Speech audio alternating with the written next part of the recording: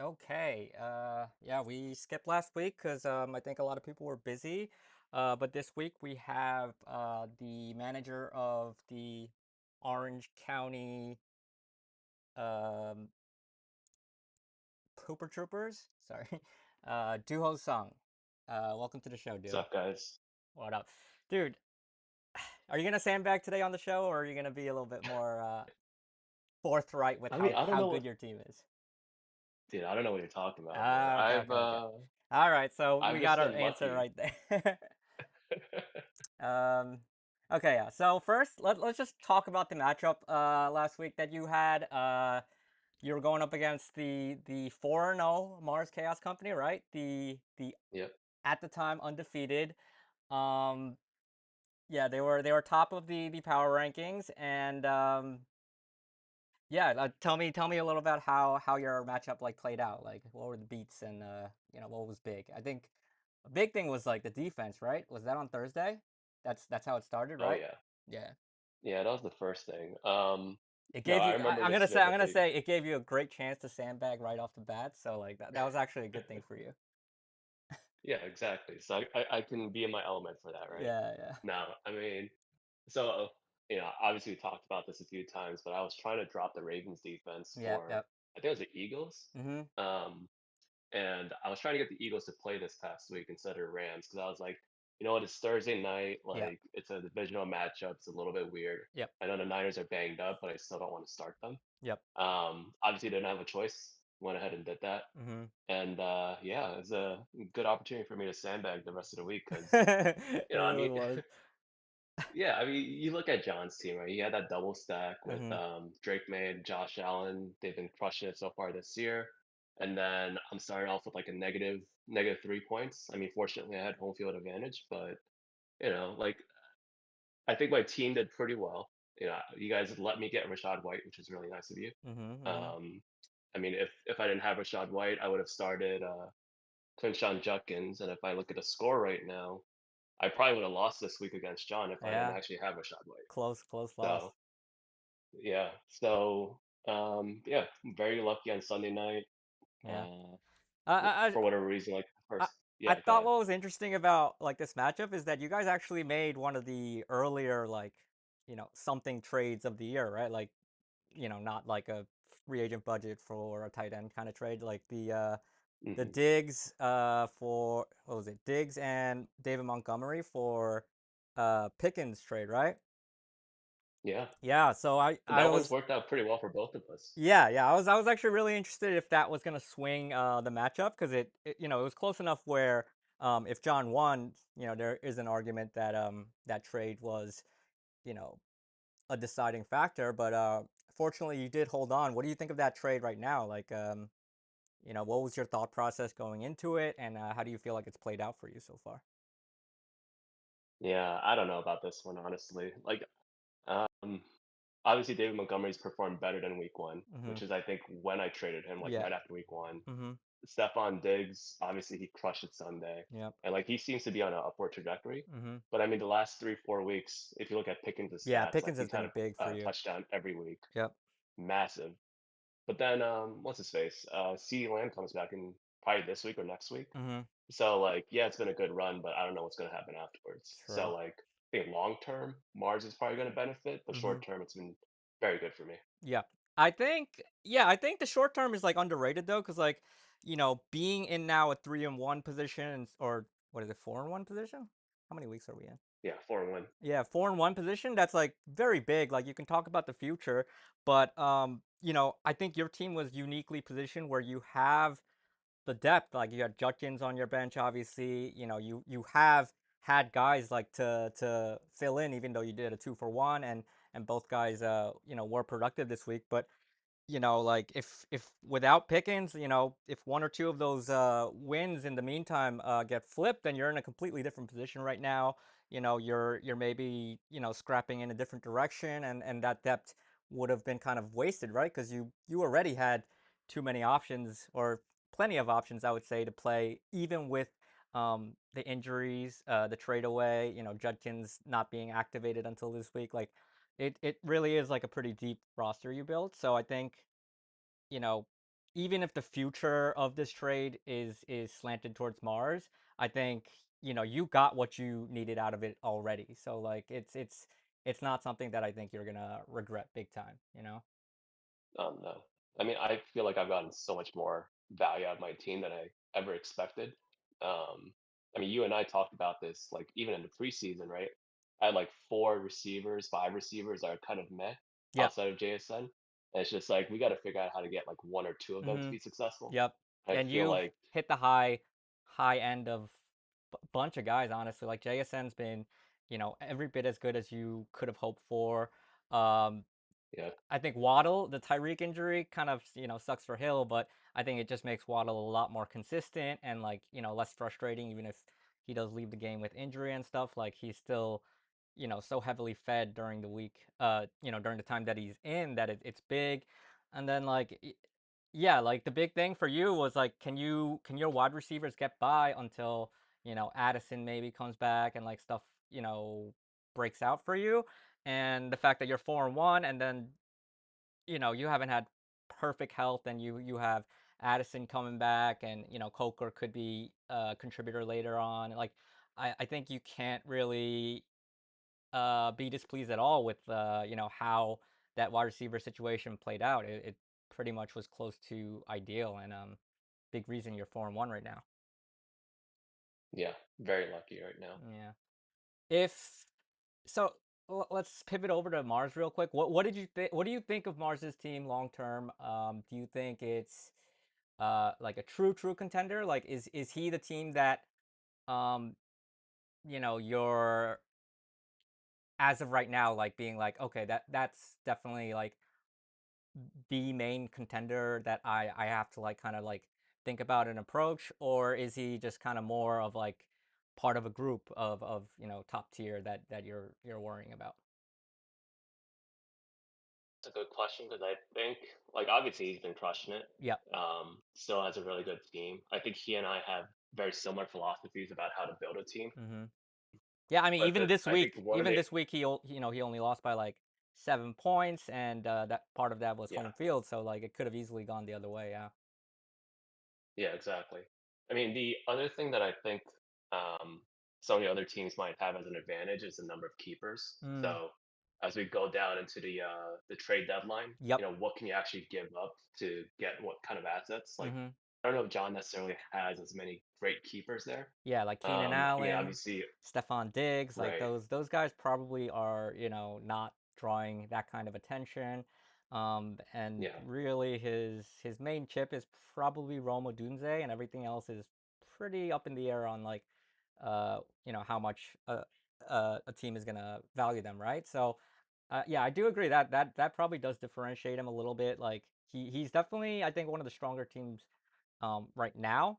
But like you said, if you think long term and try to like extrapolate how trade talks and stuff will go, it could be a little bit weaker than I think perhaps your team, or even Harlem. I think is a team that is really stocked with like options to offer up if you know there's a bidding war at the trade deadline to buy or add pieces, right? yeah. I think Harlem scares me more than any other team right now. Yeah.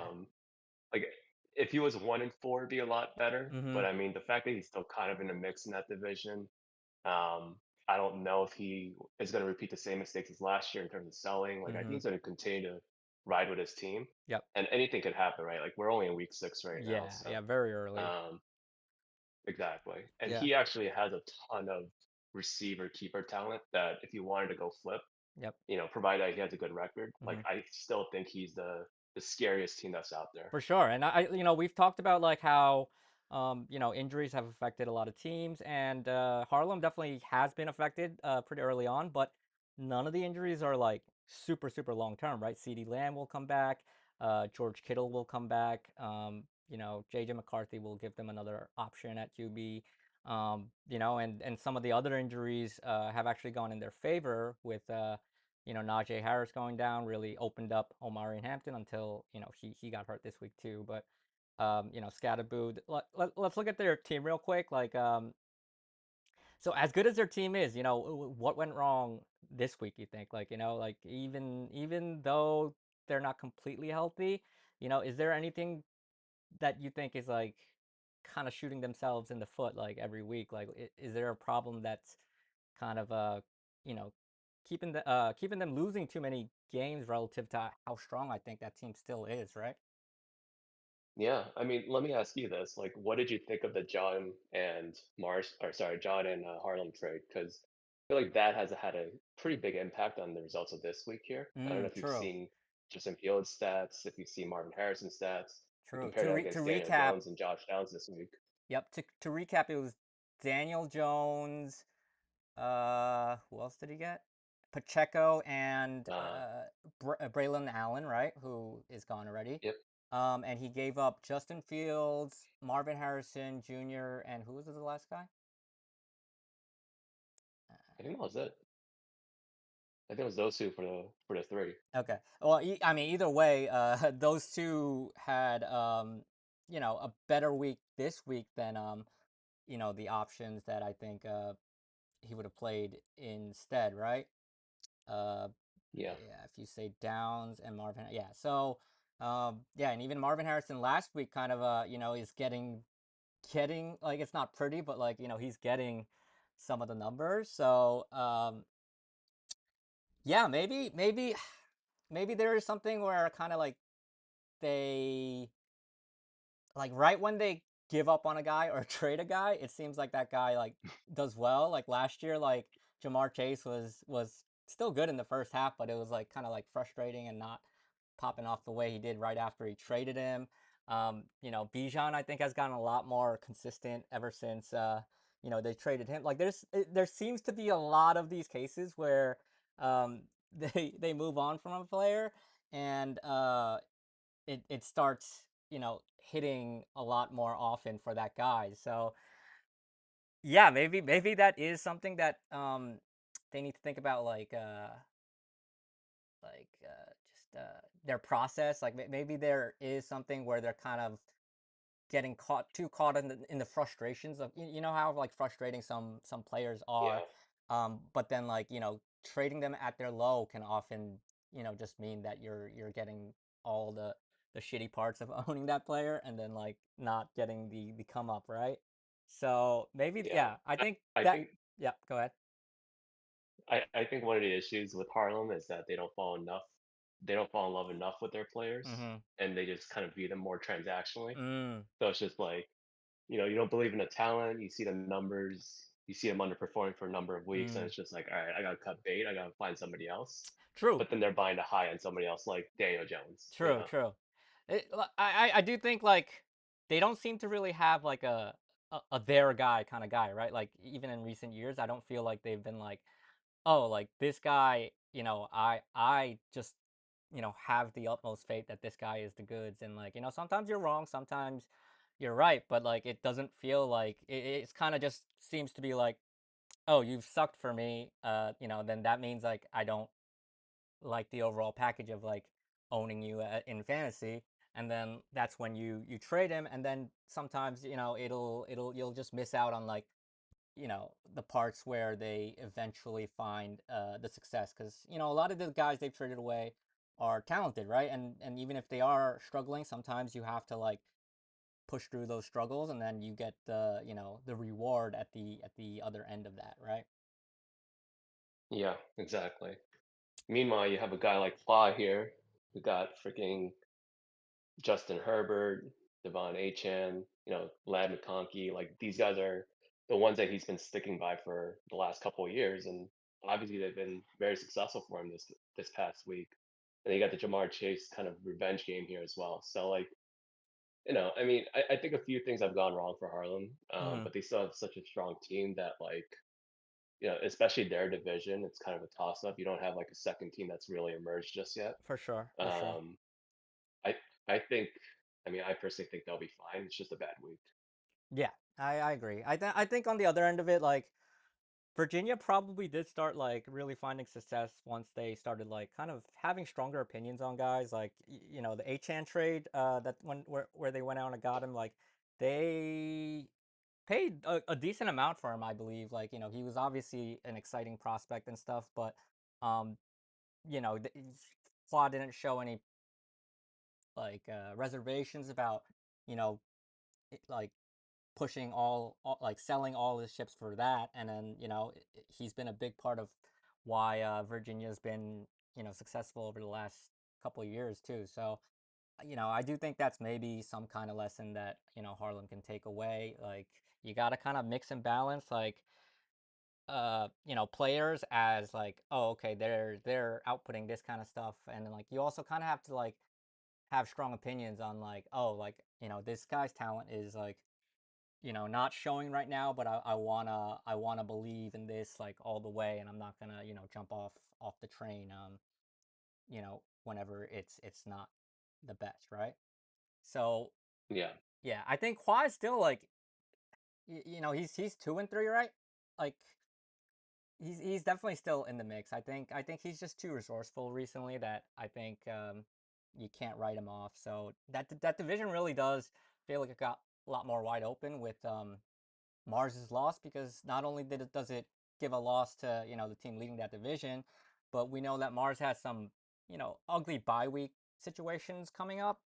So I bet they do like kind of maneuver around it, and like the team that they have right now is not going to be anywhere close to the team that they have for those bye weeks. But in theory, a lot of the teams chasing him in the division can be like, oh, okay, like Mars is like 1 game or 2 games ahead of me, but if week 9 is like a really tough week for him, like it's not a auto loss, but you're kind of like saying like, okay, like I can definitely get to striking distance and pass him, and like if the tie breaks work out well, then you could definitely see that flipping completely in that division, right?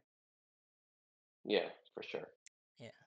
Then okay, then let's move on to a matchup where maybe the teams are kind of already on the brink, if not, looking at a lot of trouble. Madison and LIC. After this week, they're now both 1-4, right? Yeah, I mean, I think Lauren had a very lucky week, in my opinion. Mm-hmm. Um, it's probably because I said that he was washed in the power rankings last week, and he kind of Yeah, probably took that personally. So, yeah, yeah, yeah. you know, It's like a dead cat Stroud bounce, actually right? doing It's something. not like actual. Literally, yeah. Yeah, yeah. Like, cause I mean, part of it was C.J. Stroud just going off like crazy, and seems like the Ravens defense and just the Ravens in general right now are an especially terrible uh or easy matchup, I guess, for opposing fantasy teams.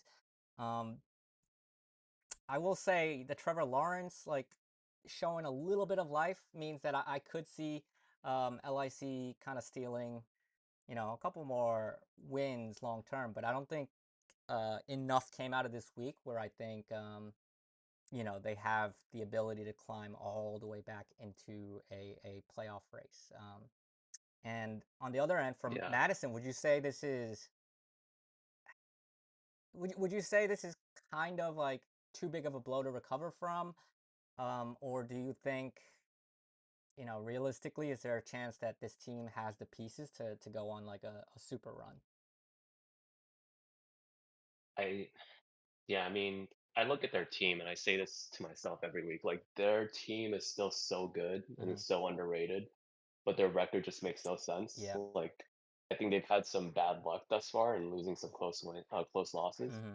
But like the reality is, like I think they've lost too many games in division Mm-hmm. to really make a run at the playoffs, Mm-hmm. right? Like you have to win out, and you got to have like Yonkers, Mm-hmm. Mm-hmm. myself, and a couple of the other teams just completely fall apart. Mm-hmm. I think that's a lot to ask. Mm-hmm. And I know we'll talk about the trade a little bit later on, Yep. but like I think that's probably what's informed this decision around it. Mm-hmm. Yeah, so yeah, that's not kind of my thinking too. If Madison was on even ground, like if they were even like 2-3 or even 3-2, I think that roster is good enough to maybe win more games than, um, you know, the division leaders or whoever is the wild card, over the rest of the season. But it just, I don't know if it's strong enough to like basically win out, or close to that, right? Like it's not a matter of like, is this one of the 5 best teams on paper? Like maybe, right? But is it strong enough to kind of dodge like any other losses the rest of the year?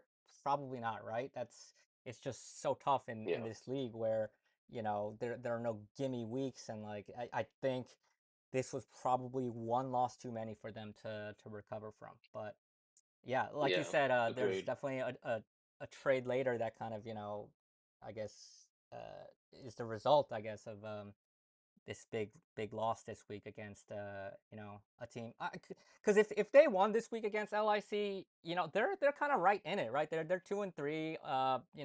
Their tie breaks aren't trending great, but like, it's definitely a position where you can, have one more like loss or two like along the way, but still kind of make the playoffs. But this one where on paper this is going to be like one of the easier um matchups you have like in the league, just because the league is so competitive, like it really did feel like kind of the door shutting a bit on them. Yeah, exactly. And I mean, I kind of feel bad about some of the players that he's got, like Mm-hmm. Bo Nix. I mean, obviously a stud last year, Yep. kind of sucks this year Yeah. to start, and then Chase Brown. Like honestly, like there's a reason why I gave up Chase Brown. Mm-hmm. I didn't think that he was that good as like a actual running back. I Right, mean, but the obviously Burrow thing the was. tail end of yeah, but like I mean, even last year, right? Like he had crazy usage towards the Yeah, tail end yeah, of the season, but like it yeah, was all usage based. yeah. It wasn't like he was like getting crazy runs or anything like Right. that. But yeah, I saw like a yeah, stat. I'm saying if Burrow doesn't get hurt, that offense is probably good enough where Madison probably squeaks out maybe one more win out of like the schedule so Maybe. far, and then Chase Brown at least like looks, tradable or playable to an extent more than he is right now, where you could say, okay, like this team could still, get hot and stay hot, but like I think that's a big part of why I don't think this team is good enough to like run the table. Like it does have its weak spots, and you need to be a very very strong team to like, go on a run like that. But I agree, it's not just Chase Brown. Bo Nix starting slow was not very good for them. You know they got pretty much all they could out of Jonathan Taylor, and they're still like, 1-4. So at some point, your record is what you are, and there's some bad luck, but also just the team didn't do it right. So Yep. okay, then let's go to Great Kills versus Yonkers. That's, it was a big division matchup. Big matchup. Yeah, like we're both, I think, 3-1 going into the matchup. Big matchup with you winning first week. This was gonna definitely, it's kind of like a 1.5 game worth, right? Because we're both in the same Yeah. division. Head to head and division record is probably going to be um, impactful maybe down the line if all the teams do kind of stay good. Obviously, if a team falls off, there's really no saving it. But yeah, I think these matchups where the above 500 teams within division face off, I think they have a lot more importance than they used to. I think it's come down to tie breaks so often these years because every team is like competent enough where it seems hard to break out more than a 8-5 or 7-6 record a lot of the time. So yeah, I mean, what do you think of Yonkers like on paper? Like, I think they thought they were gonna be a little bit in for a down year, but they're 4-1. They're leading the division, I think, because they have all the tie breaks as of now. Like, what do you see on their roster, and like, how legit do you think this team can be? Bro, I have no idea, man. I just like look at this team. I'm like, how the hell is this Yeah, guy yeah, yeah, winning week in and week out? It just doesn't make any yeah, sense. I mean, the whole Rico Dowdle start, yeah, mind blowing, man. yeah, Like 200 yards on a spot start, backing up Chuba against. I forgot what defense they're playing. I mean, I guess it is the Dolphins, yeah. It and is the they're not Dolphins, very but good. But yeah, still, but it's just still, like, yeah, he still puts up like what is it, yeah, 230 yards there and a touchdown. yeah. I mean, he gets exactly what he needs out of his players, and it makes no sense to me. He really, yeah, he I really would does know. have like the magic touch over a year now, because they won last year too. Dude, like I'm saying, like it's like if you have kids in this league, you should just expect to Big win that league, big like boost. that year. I mean, like it's Big boost. crazy. Yeah. It's a massive boost, especially if you're doing like back to back years like Hall did. Yeah. Yeah, I'm kind of worried about Jay, man. Like no matter what his team looks like, it's just like, Yeah. yeah, I'm gonna go out there, I'm gonna win each week, and you can't do anything about it. Yeah. I think their team is more legit than a lot of people had them in for a down year. But I think it is more legit than you think because Egbuka was, honestly probably the pick that at least saved their first half of the season. We don't know how his rookie season's gonna go, but that's such a huge, stabilizing force where they also don't have to worry about like selling too much if they're like in that in between area. Like they don't have like because I think a big worry for them was like, oh, they are a little bit lower on keepers coming into this year. Like I think Jay spoke about how he was kind of looking forward to this year being a year where he rebuilt a little bit of a core going forward, right?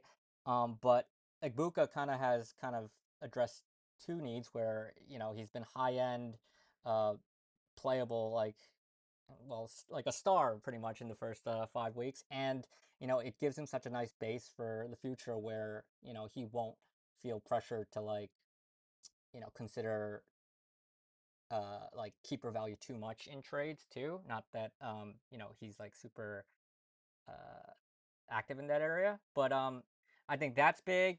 ETN and Mahomes, like those three guys, like they've all exceeded expectations, and I think that's been big. Like this team is a little bit worse than I think the record, but also better than like what a lot of people kind of like look at this roster and think because they haven't really updated, that ETN could be, a very good fantasy asset. Like, that offense is gonna be pretty high volume. And they don't have Mike Evans and Brock Bowers right now, so like, it does seem a little bit easy to like be like, oh, okay, this is like a step below the top tier, but I actually think um with the right management, you know, and part of that is I think figuring out a second quarterback situation because it kind of flips back and forth between Gino and Bryce Young kind of disappointing or being inconsistent. I think that's like the one issue on their roster that they need to fix. And then, waiting for Mike Evans, Jalen Warren, Brock Bowers. This team does have a little bit more talent than I think. It looks like just looking at their matchup screen and how they played this week. Yeah, I would agree with that. I mean, I'd say they're probably a top four team. Yeah, They figure out how to shore up the Geno yeah. slash I think Bryce that's the Young big one. Yeah, situation. Yeah, I mean they are primed for a really good season. I think. I mean, continue this really good season, even with the underperformance and injuries that you just mentioned as well. yeah. And yeah, on the other Let's talk side, about you, man. what? Let's talk about you. Like, what do you think went Yeah, wrong this with is your a team team this week? trending down. I feel like the neighbors injury took a lot of wind out of the sails, and then the Lamar injury. There's a lot of kind of like downtrending stuff. I guess the good thing is that Baker and Goff look very efficient and on top of their game. Um, a lot of people maybe had some questions about how high end those quarterbacks could be. They're not necessarily ranked um, quite as high, but I think their style fits the HFFL well because they have decent volume. They stay in games and their teams tend to pass a good amount, right? So just volume and efficiency plays, they're pretty good. But yeah, the neighbors injury, I feel like just lowers the ceiling of this team a lot, and I think it's still maybe good enough to like scrap around, get wins, make a trade maybe, and find some higher end results at certain positions. But it really feels kind of like in limbo, right? Like in between a team that I'm excited for, and then but also not a team that I think is like bad or like has like huge problems. What do you think? Yeah, I mean, like your receivers are obviously nuts. Um, it sucks that you did lose neighbors against Yeah, me last week or yeah, two yeah, weeks ago, I guess now. that's just bad luck. Yeah. Sucks as a Giants fan, obviously, but like you said, like there's a lot of great players on this team, Yep. and I think the ceiling is still there. Yep. I think what you probably are most concerned about is probably at the running back position. Mhm. Like Kamara looks like he's going to be the second running back on that team in the very near future. I think Kendra Miller actually had more carries this past week. That's right. Kamara's Jordan Mason, getting traded to the Chargers. I've inside information. shit, I'll take it. That'd be awesome for my Yeah, but QB, right? I I mean, agree. Yeah, go on. yeah. I think Jordan Mason, you got Aaron Jones coming back in a couple Yep. weeks. Tony Pollard, Yep. he's already got Tajay Spears back, which Mhm. actually may help him because it'll give him some relief, keep him fresh. Yeah, Maybe the Titans offense will be better. yeah, I So think that one is like it's overall not great, obviously, but like less of a negative than you think, just because like Pollard shouldn't be soaking up like so many snaps anyway, and as long as he keeps like the like the goal line stuff, and breaks off like a couple more decently long ones, I think he could still be around the same value. So like that, yeah. But I mean, to your point, like the high end isn't there at running back right now for sure. So it either needs to, we either need to find somebody like that kind of emerges or like turns into something, or pretty much every receiver has to hit like their higher end, which AJ Brown obviously has not. Zay Flowers without Lamar isn't an exciting play. McBride isn't getting touchdowns, which I think might just be part of his thing. Um, and same for Ted McMillan. Like he definitely needs to like start breaking out for real, like to kind of make up for some of the downgrades and obviously the neighbors injury. Otherwise, this team does kind of look like it's like very middle of the pack. Yeah. yeah, but I mean, you're only a game out of the playoffs right now, and it's only week 6. So Yeah. It's knowing definitely you and all the stuff you can do, yeah, it's like definitely I'm not worried about you at all. yeah, it's definitely a soul searching like couple of weeks. It's like kind of trying to figure out like okay, like life without neighbors. Like how are we trying to hit high end now? Like what are our plays? What are our strategies to like, find stuff that hits high, and like definitely going to be looking at trades and, waivers and, you know, two for ones or one for twos. Like I think all those have to be in play, and yeah, I think it's something you probably have to keep an eye on with this team in the near future. Real quick to finish up, let's talk about the New England and Williston Park matchup. This matchup was a lot of injuries coming into the week. I think like both their quarterbacks are either on bye or hurt at the time. A bunch of Trey Benson just got put on IR. Caleb Williams bye week. Terry McLaurin, obviously Joe Burrow. Uh, and on the other side, obviously, Lamar and a bunch of other guys. Was this result? I mean, did it mean anything? Like, I feel like New England comes away with the win, which I think is big for staying in the mix, right? But it's still hard to kind of tell like, is this team going to be able to weather some of the injuries they're dealing with, like with Parasol, Lamar Jackson. Um, like what do you where do you think New England is at this point in the season? Yeah, I I mean, I'm looking at the roster. I don't know how I feel about this team on the as compared to some of the other top teams, but Mm-hmm. like the fact that they're 3-1, or sorry, 3-2, Yep. it's still very telling about them as a manager and what they've been able to Mm-hmm. accomplish. Very Like, resourceful. Yeah. I yeah, and I think this week was like he could not lose this week, right? Like I Yeah. think as much as I think of Andrew, like his team is just not very good. Mm-hmm. Um, and if you're gonna lose to this team, no matter what, like your season is probably not gonna be in a good spot. Yeah. So like in the division as competitive as theirs, where they have to deal with Harlem, Mm-hmm. and Mars obviously crushing it this year. Like he's got to do what he can to stay above and in the mix despite all of his injuries, and he did exactly that, right? Like Mac Jones put up 30 points, Carson Wentz put up 20. Like he got some ceiling outputs from his team. Yep. Yeah, I mean, like it's not like the most impressive roster to look at for Mm-hmm. this week, but like I think what Lamar probably comes back next week. I know obviously with Purdy, he's got some injuries that he's got to deal with for the rest of the season. I mean, Bijan's back. Like, I think his roster's still pretty good, and Yep, it's probably slept on right now just because they haven't had the ceiling outcomes just yet. yep, But I mean, I think it was a good win, and I think moving forward they're going to be in a good spot as well. yeah. I agree. This a loss here probably would have shifted them towards, not outright selling, but kind of, starting to look in that direction a little bit more, just because, that is going to be one of the easier wins on paper, on the schedule. And, it's true that they're so banged up that, this isn't really indicative of how strong their team really is.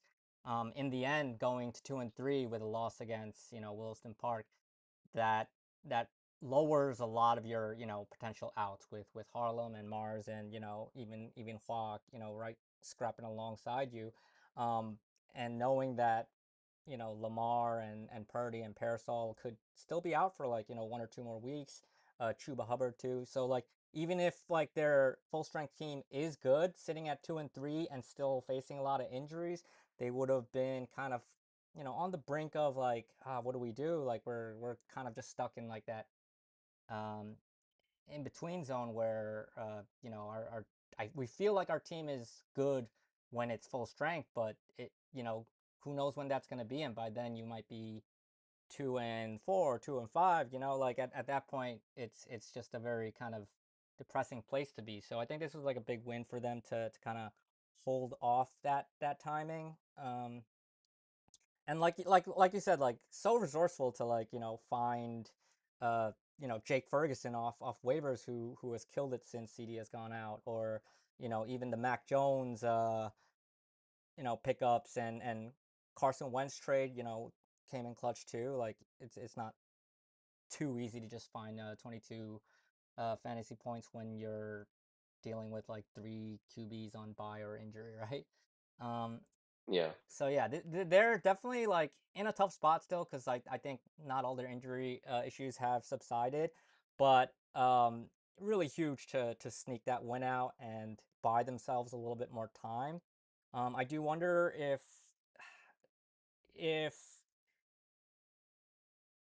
if they lose this week, or if they're looking at the matchups and like it looks like it's going to be really tough this week. I do wonder if they start to kind of like trade stuff around and like try to maybe trade something from the future, and try to get some immediate help right now, depending on what injuries they're still on. But yeah, I think at least they live another week. yeah. Uh, I wouldn't put it past them. Like, I feel like they've been very active in the trade space, and they've always been looking for opportunities. Like, I wouldn't be surprised if they were out there doing that. All they need to do is really stay off the practice squad because the guys that they've activated this year or poached just have not been good for them.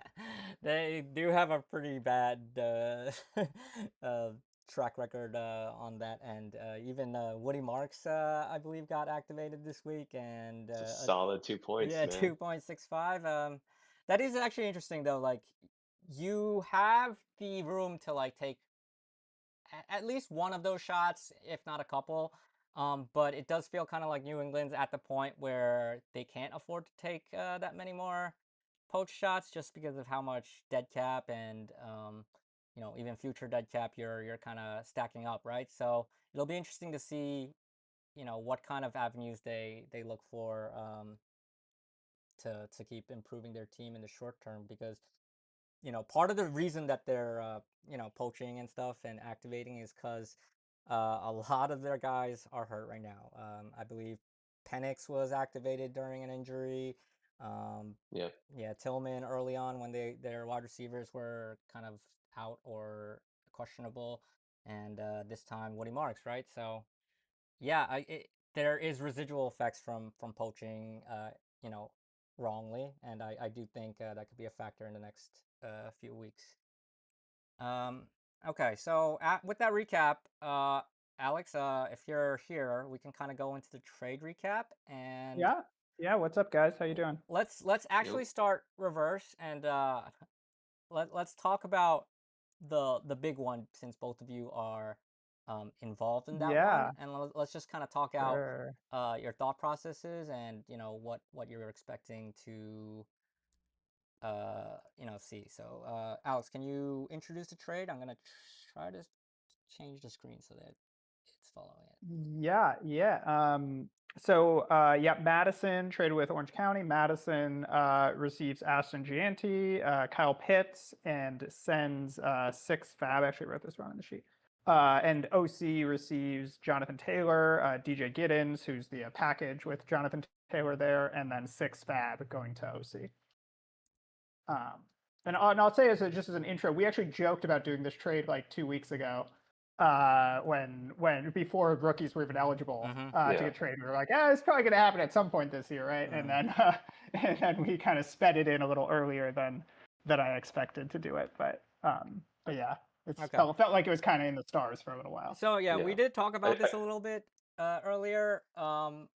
But is this how are you feeling about the rest of the season? Like, 1-4 feels like a pretty big hole. Is it accurate to Yeah, think? I think it's the 1-4 and the 0-4 in division Yeah. is really the sort of the Yeah, icing on yeah. the cake there. That's just going to make it like very hard to get back into it. Yeah. So I sort of it's like I mean I don't think this is a give up on the Oh season yeah, trade. I think exactly, yeah. this is a let's be realistic about where Mm-hmm. we're going trade. Um, mm, and I don't know, it felt like the sort of the market was hot this week in Mm-hmm. terms of people trying to kind of reinforce their teams, and um, I don't know, I felt like good time to mix it up probably for me, Yeah. get some new blood in yeah. there.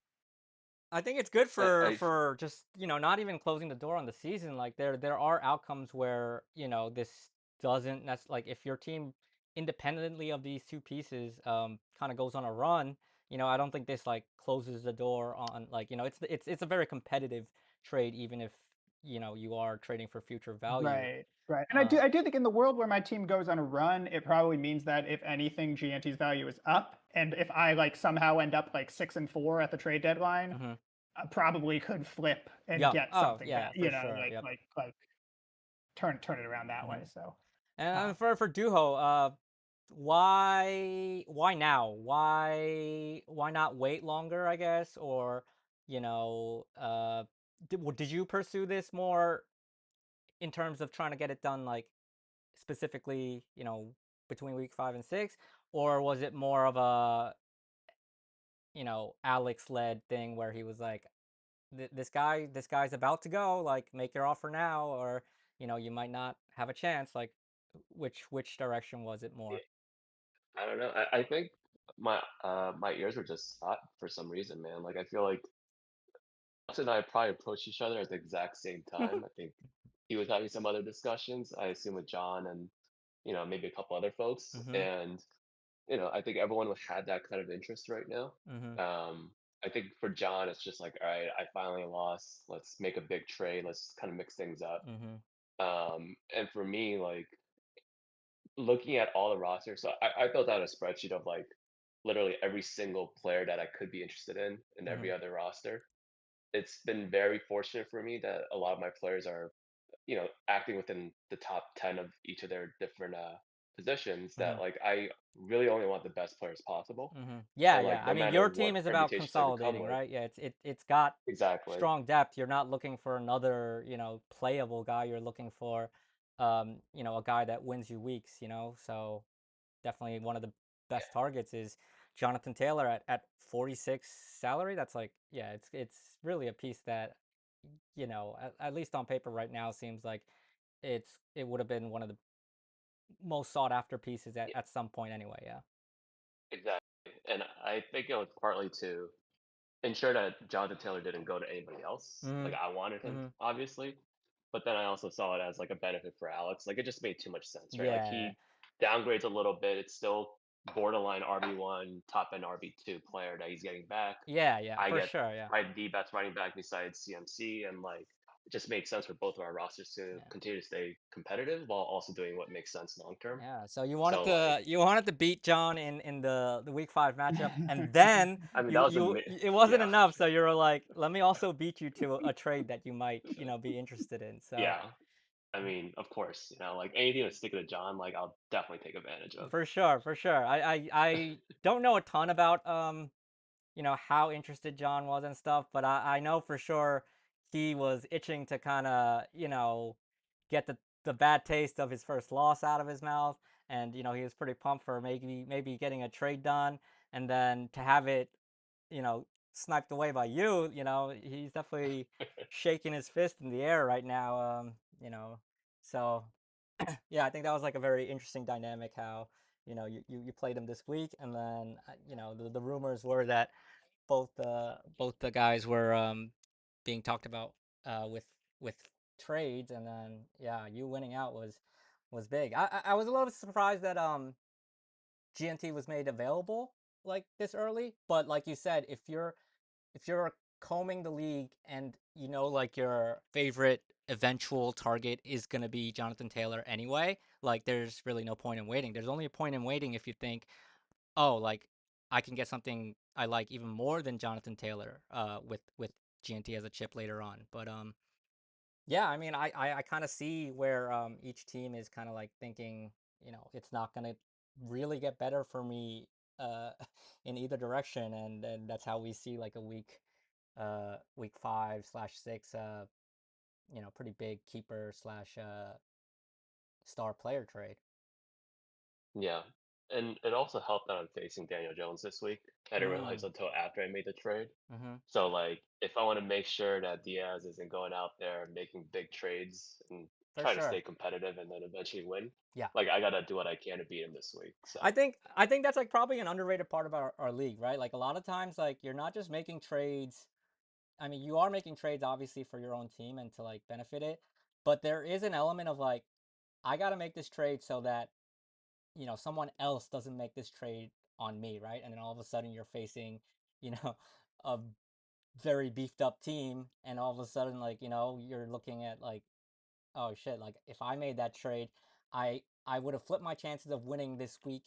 And like it's kind of got a double effect where it's not just like you're improving your team, but you're also preventing a different team that you might be facing from improving their team against you. And then every win is so important in our league where like you are slow to a move like that, and then you lose that week, and then you look at the end of the season and you're like, man, I was like one win from making playoffs, or tying for the division or something like that, and it would have like flipped everything, right? So definitely like super aggressive move that I don't think a lot of other keeper leagues might make at this point of the season, but also it makes a lot of sense with, I think, the context of our league and stuff.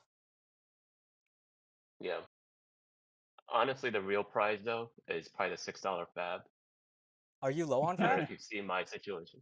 Dude, I got like $40 left. Oh wow, what And have then you it's been like week spending on? 6. So dude, my third and fourth defenses.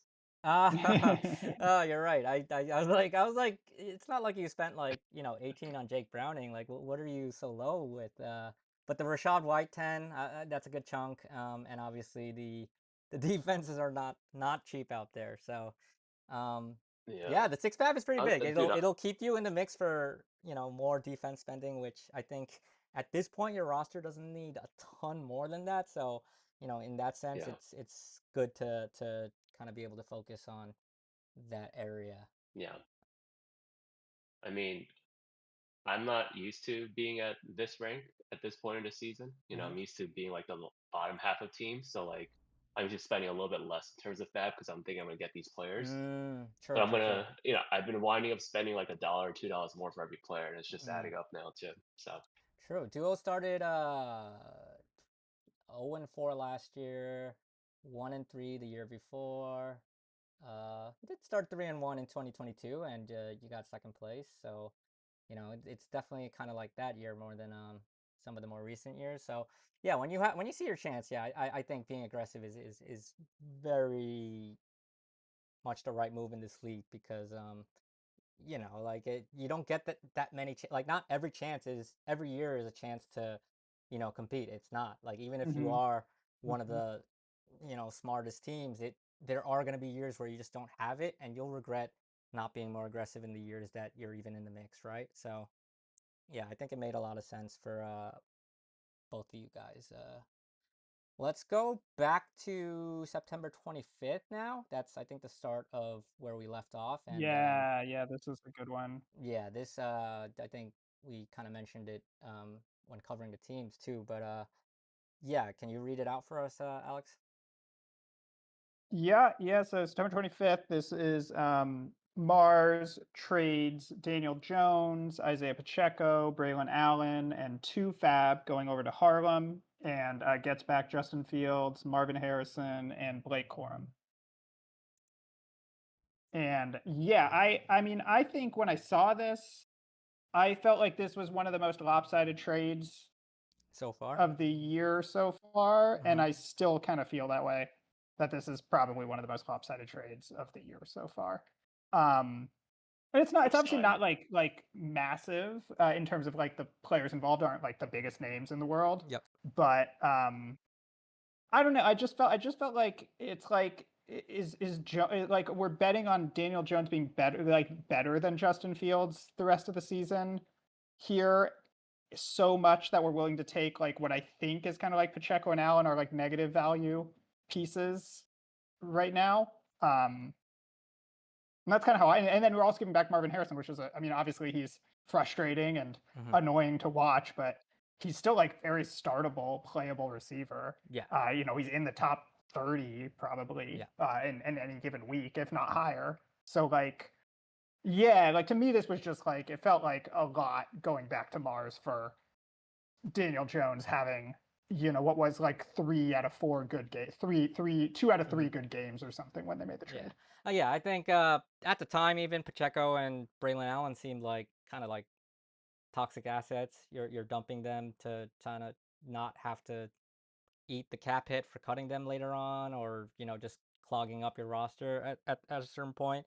I think Harlan gets points for moving Braylon Allen on like fairly soon after, but if you take this trade in a vacuum, like those are two guys that I think um, teams would have wanted uh, something in return to take them on, right? Whereas I don't feel like any of the players Harlem sent out were necessarily like that. I think the biggest thing here is like kind of a mismatch of real life QB value or real life QB play versus fantasy QB play. I think Daniel Jones is, I think, to a large extent, like pretty good this year. Like actually not just like smoke and mirrors, being like fluky, and like he's actually making really good throws, really good decisions, playing really well, I think, for the Colts in real life. And I think Justin Fields is quite the opposite. He has a lot of games where he's the reason Yeah. they're down by like, 3 scores in the third quarter or whatever. But in terms of fantasy, like I even if I think Daniel Jones is slightly better even in fantasy, I don't think it's by enough to kind of offset um the downside of Pacheco and Braylon Allen coming back for a player that, like you said, is frustrating, but is very playable at least. Whereas I wouldn't you know want to play Pacheco or Braylon Allen ever, right? So definitely I think Mars made a pretty good trade picking up maybe even the better fantasy quarterback outright, and dumping two guys I think that they at least definitely wanted to get rid of pretty quickly. So, yeah, I mean, I agree. This is a pretty big trade win from Mars. Joe, do you have an opinion if you're still around? Yeah. I mean, so I was actually in the mix for Marvin Harrison at the same time. Mm, Um, and we actually had some pretty active discussions around just trading Quentin Johnston for Marvin Harrison straight up. Hmm. mm. Interesting. I think that would have been a more interesting trade for Harlem, I personally speaking. actually agree. Yeah, I think Quentin Johnston Yeah. is actually more for real, and he would have been cheaper, right, than Marvin Harrison by a little bit, right? Yeah. Yeah. By like So maybe like $13 or something like that. right. So I think that's like a lot of upside there to, get honestly, like they're fantasy production probably isn't too different if Quentin Johnston comes back down to earth a little bit and stuff. Um, so like just getting the cheaper version, also a high draft pick and maybe a real breakout, like that could be much more of like a interesting keeper value later on if we get enough data to like say, oh, this is like really a thing for real. Whereas nothing Harlan got back in this trade, I think, is ever gonna engender that kind of value. Like Daniel Jones can keep this up all year, and it's probably just gonna be like, oh yeah, that's good for him. But I'm not really that interested in a lot of trade talks. So yeah, I think maybe even like OC or duo dodged a bullet here. Like I think it would have been fine for you, but I honestly don't mind that you missed out on that trade. I think you're probably still gonna have similar opportunities with Quentin Johnston if you do want to trade him later, and even if he didn't have the biggest week, like I think it's still fine. So yeah, this is Yeah. definitely one of the trades where I think we have a stronger opinion and don't really like what Harlem was doing here, right? Yeah, I mean, I think the sort of closest defense I've got is sort of like, Fields like Fields had missed the game. It was like I think they were True, going off the game that Fields was missing. He had the one he got injured, then he missed a game, and I think it true, was a true. little bit like, okay, we've just got to like get somebody solid who's not going to be a liability, and Yeah, like, and they there was like were some value there, but they were 1-2 or something, or definitely like losing records. So yeah, I you think kind something of like that. So want it, to it quickly not pick up so many losses early on because then. Yeah, and it's like hard work to find a quarterback who's good, like Mhm. on short notice. Yeah, Like nobody's yeah, just yeah. trading good quarterbacks. So at least Daniel Jones was like, well, maybe he's kind of good. So True. like I sort of get it, but I think it was a little bit like, I mean, Fields. The thing is, if you're going to draft Fields, it's going to happen. Like this is what you're getting. Is that it's going Yeah. to They be did not know it's what going to was be miserable coming. to watch. Yeah. Yeah, right, They did right. they, It's they did not it's know what was miserable to coming, which watch. is yeah. It's he's going to get injured. Every season he's going to miss a game or two. Yeah, yeah. Um, he's always on the cusp of getting benched. Like that's Yeah, just yeah, that's what you're yeah, signing up for. yeah, But when they're down by 20 points, this is the best guy in the league. yeah, yeah, yeah. It does. You bring up a good point. It does seem like certain players you kind of have to know. Okay, like if I get this player, how this player produces is so and so, and like surprise Pikachu face at what Justin Fields has been like so far this season is it Mhm. seems like what were you like were you expecting like him to like be like spreading the ball around efficiently and like actually Right, keeping the right, team in just games right, like just stable, nice, yeah it nice, might have been stable. yeah Six for eight on one right yeah drive. Like came it's not happening. came to the It's not wrong guy happening. probably for that so yeah I agree next I mean we talked about the poach real quick when covering New England Hmm. Greg Hills Hmm. and LIC attempted to poach Woody Marks, and New England chose to match, right? And they played him this week, and it wasn't great, right? Um, do you think this is still gonna be, if you had to make a stand, do you think this is a usable poach, or would it be more like Cedric Tillman, where, it's getting dropped at some point in the season? I'd say usable. Usable, yeah. I do think it's Agree. usable, but a little bit disappointing is probably somewhere Yeah. what the thinking I think is. this is one of those. It's like it's this is the. I mean, I love the practice squad mechanic because I love this kind of thing where it's like you're gonna cringe a little bit, but you just have to do it Hmm. because it's such a it's so much nicer if you can just promote the guy on your own schedule. But Yep. it's I Yeah. think you just have to do it because Yeah. it's like a 2-year upside that you're looking at For sure. And with a guy who's already getting a lot of playing time, might own the backfield next year. yep. Like And yeah. I think it's just 1 week of data. I know uh the D'Amico Ryan said like, oh yeah, we plan to like kind of keep him in this kind of role, even though after last week he was like, oh, we want to see like more out of him. So it's a little bit of coach speak back and forth, but he's still like the younger, more exciting guy in that backfield. If Chubb gets hurt or Chubb, struggles, like those roles will change, and it could definitely be something that he would have regretted not matching like later on in the season. If even if like right now this week it's like, oh, actually he turns out he's not as useful as like he was hoping, but it's definitely still like a long-term play, and um the thinking still like makes sense, right? He's not the old guy in the backfield. Chubb is, very old and very, hurt from previous injuries, so Mhm. yeah, we could probably move on from And that. I think New England doesn't have to start him on a normal Oh week. It's yeah, it's yeah, for a sure, it's yeah. a this was a sort of a bye week injury, Hmm. whatever, forced stand. But Yep. yeah, so I think it's a Ne- guy you're gonna, clogs a roster spot. Never ideal, but I think it's gonna be clogging the roster spot for the next few weeks, and then maybe by the end of the year you've got a playable yep. guy.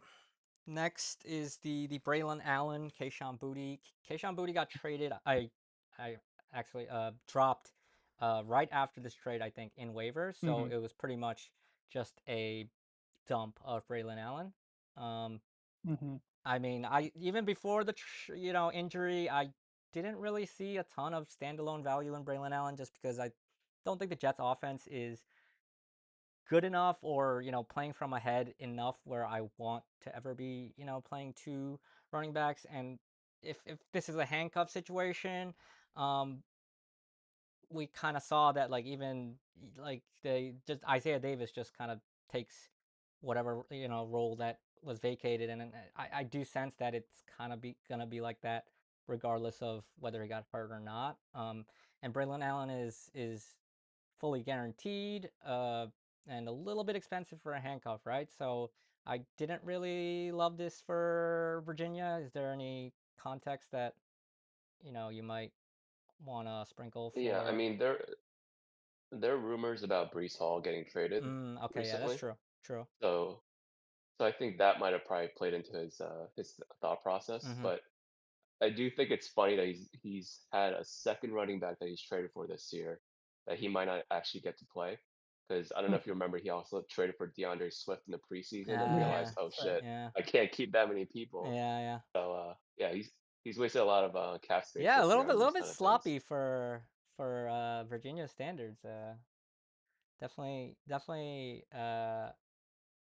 interesting. And for Harlem, I'm sure I think they were just kind of glad to get rid of one of the pieces that they got back in that Mars trade, that they probably weren't too excited to hold on their roster, because their running back situation is pretty crowded as is. And um, yeah, but yeah, that is the one context, I guess. Long term, if Brees gets traded or if he doesn't get brought back, I guess this having this Braylon Allen stash could be a starting running back for next year that you have, that's capable. Um, but I guess my problem is I just never, I haven't been that big of a fan of Braylon Allen. I even when like people were saying like, oh, he's like really good, you know, I think he's all right, but I don't think he's like a talent that I'm like really excited to see what he could do with the lead role, especially on the Jets. So for me, I was pretty down on the Virginia side of this.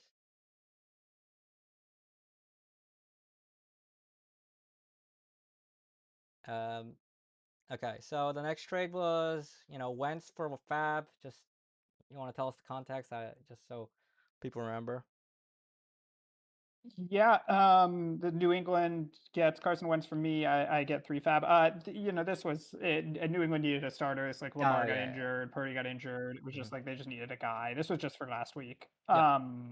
No real setup. Just I had picked up Wentz and thinking I kind of was like want to see what he has, and he Mm-hmm. had some like pretty good matchups, Yeah. and I was like maybe I'll start. I kept like getting cold feet around starting him. I actually would have won week 3, I think, if I Mm-hmm. had started him, Yeah. but I didn't. So I kind of sat on him for a couple weeks, and then I was like, this is clogging my roster. If I'm not Yep. actually going to use him, I'll just Yep. trade him.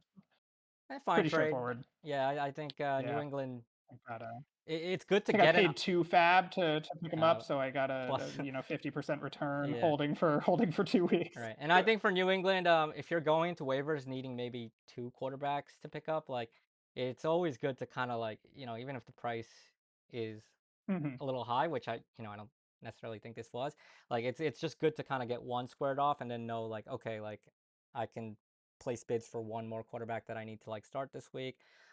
So pretty short and sweet and easy, and another sign of New England being resourceful, and Madison making $1 profit in free agent budget. And then we can move on. Next trade was Judy.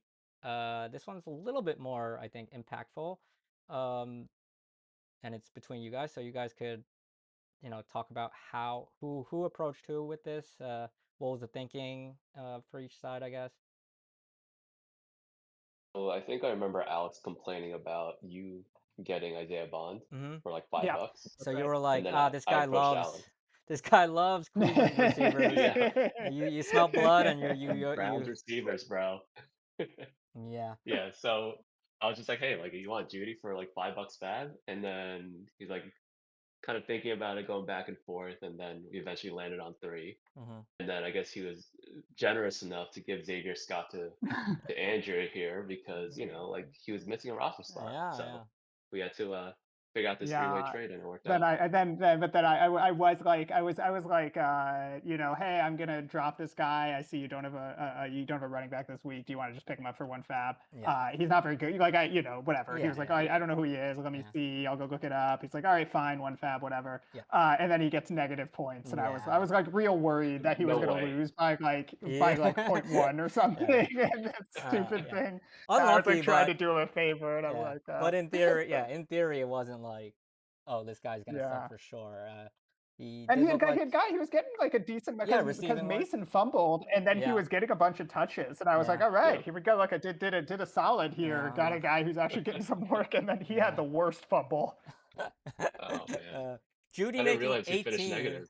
I think is a little bit of a factor that probably deserves Yeah, I think mention. that Like that yeah. for Madison, I don't think, the 18 is gonna really impact anything for you too much. But for Orange County, like I don't know if it would have been, you know, tough to unload that. But if Judy did have some more bad weeks, like it could have been kind of like the Pacheco situation where there's some dead cap that's going to come off with just cutting him. You're just rostering him, and you're not really looking to start him, and holding him while waiting for a trade where you could like package him is not always going to be super easy, right? So I think it was a little bit opportunistic from OC, and uh, Madison didn't really have anything to lose in terms of, you know, saving all the dead cap so that you don't, end up with Yeah. And like I was starting Xavier Scott if I didn't get the trade yeah, through, yeah. so So, yeah. at Yeah, I mean, least yeah. it was a several point upgrade for me. Yeah. Yeah, I don't know if you guys have No, noticed, but this is the best year I've ever had as far as managing my cap in Yeah, one no, of Mm. I two teams. Oh, no dead I have cap? no dead cap. Dude, that's This is crazy. like the first time Oh, ever. nice. That's Yeah, well. crazy.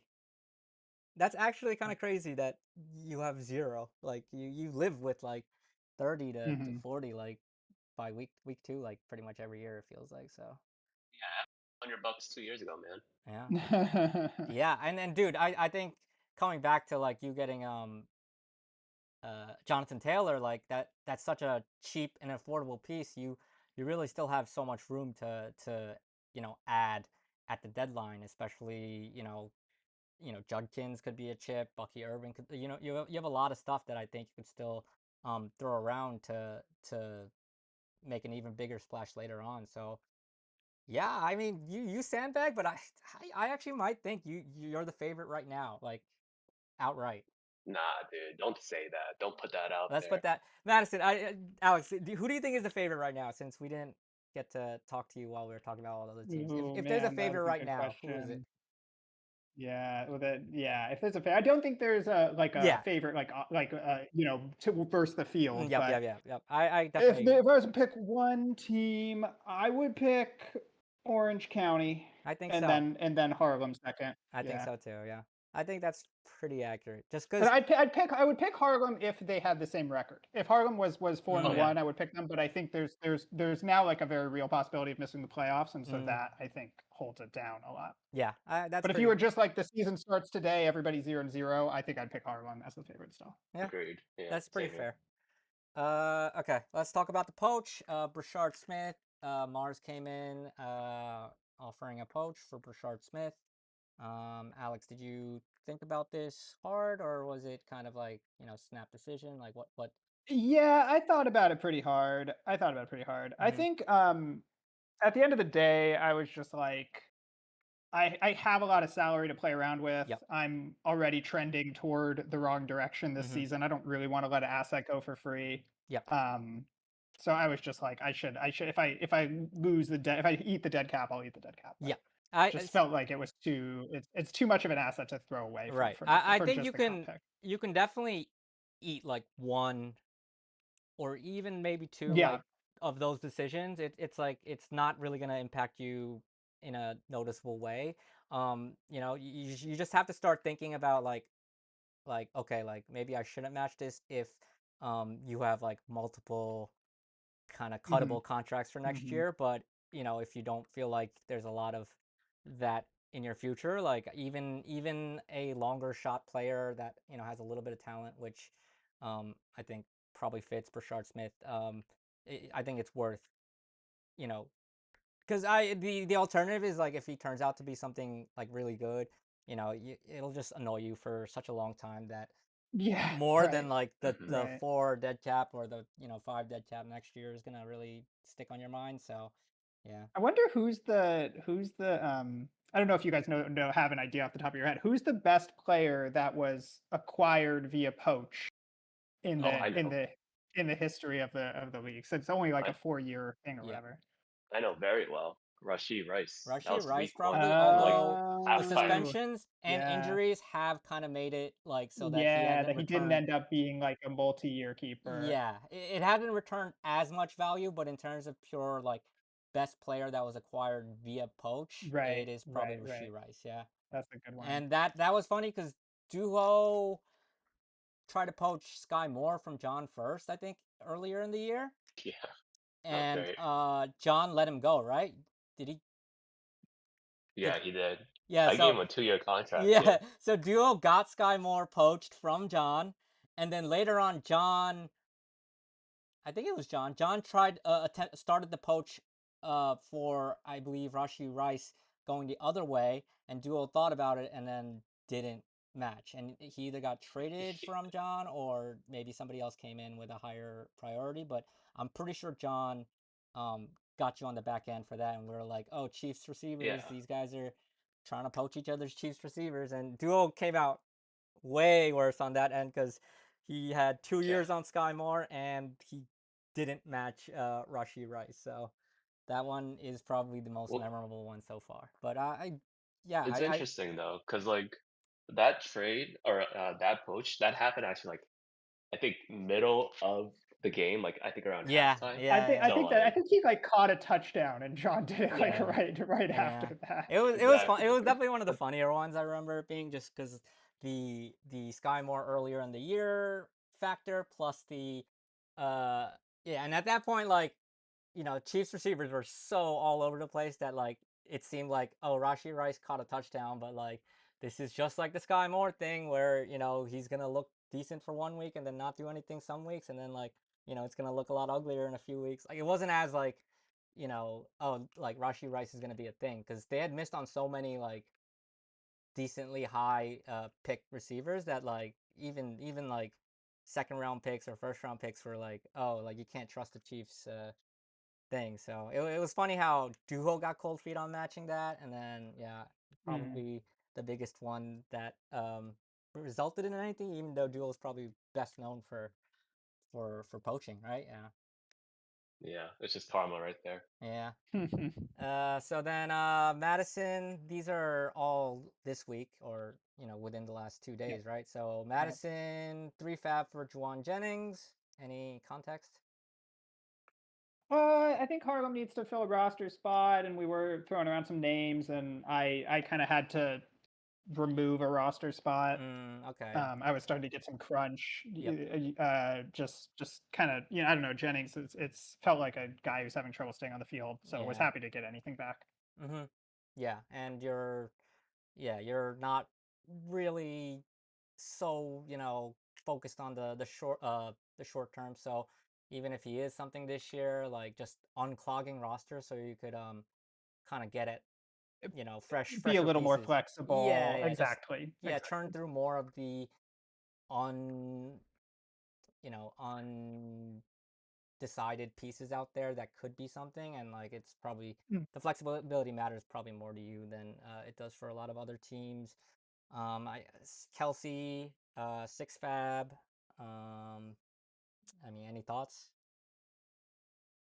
John's better at squeezing than me, It does mostly. kind of seem like that. Like, not that Like, Kelsey's, a useless player, but six does seem like on the high end, but at the same time, tight end is just a rarer position to kind of um work around, and he has been pretty Yeah, decent. So Kelsey's better. I mean, Kelsey is better than what you're going to get on waivers yeah, yeah, probably, and yeah. So you're going to spend. You're honestly going to spend more than six, like yeah, mixing and yeah, matching yeah, week to yeah, week, yeah, playing random waiver guys. You're going to end up spending 20 or something, and yeah, so just get Kelsey for six, and you don't have to worry too much about mixing and matching. yeah, for sure. And then yeah, the last trade is the one we started out with. So yeah, that covers like a month of trades now, I Last well, think. A little last bit less one than is a month. our unfinished poach. I guess we can do a real quick. Oh yeah, true. Kendry Miller.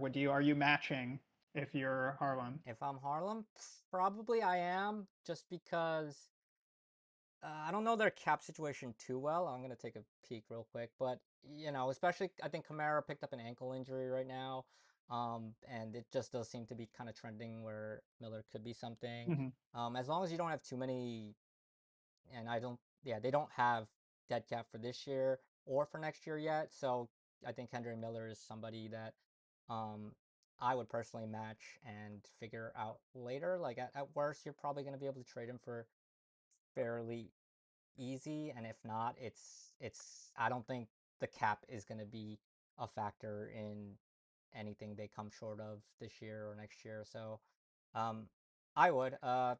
Do you either of you guys disagree, or what do you think? no, I would agree. I would.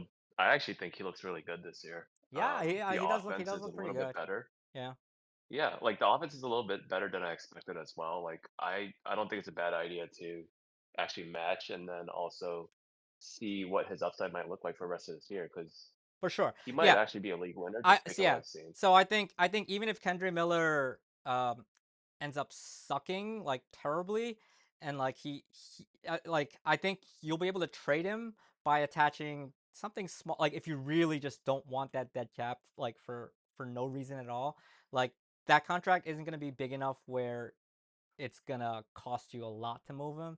And honestly, like I don't think even taking the dead cap would be that big of a deal.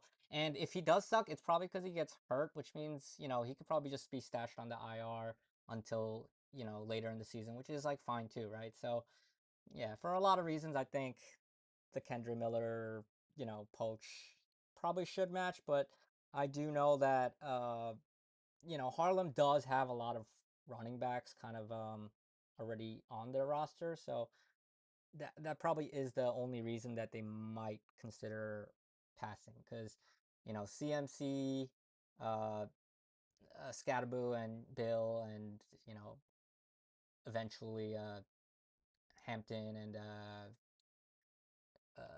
I guess Pacheco sucks, but yeah, Hampton should come back. So they're actually a little bit better at running back than they probably thought they were going to be. So maybe they consider it, but I personally would match it. So I think we all agree Yeah, on I that. mean it's a long season, It right? is, yeah, Running back injuries probably happen more frequently than any other fantasy positions. Like yeah. I think they'll find good value for them Yeah. for sure.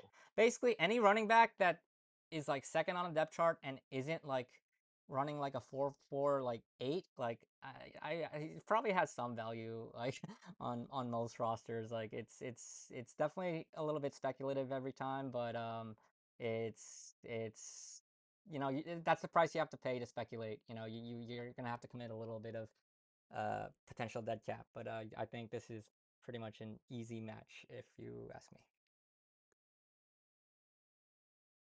Yep, same for me. Okay, so Duo, thanks for being on. I think we jinxed you enough by declaring you the the outright favorite for the rest of the season. Man, it's gonna be a tough matchup this week, honestly. Like that Oh, Harlem team, please, like their oh, please. projections Oh, with two guys on bye, bro. Like I don't know, man. And I was will. I was looking at that too. They have like the highest projection, and they have 2 empty slots. Yeah, Yeah, it is a little crazy. I will say That's though, crazy. I do enjoy when Duo's team is good because he's always downplaying and it and when he downplays and loses, he still shows up in Discord to like talk and he'll take the abuse both directions, which is I think always a lot of fun to have those people be right in the mix. But I think that's a really interesting matchup this week because it's what a lot of people would say are two of the strongest teams in the league right now. Um, it's a mid-season matchup, so it doesn't really close the book on anything, but I think it will show, how they measure up to each other a little bit. So yeah, it should be a fun week. Good luck to both of you, and thanks for coming on. Peace. Yeah, awesome. Good chat, guys. See ya.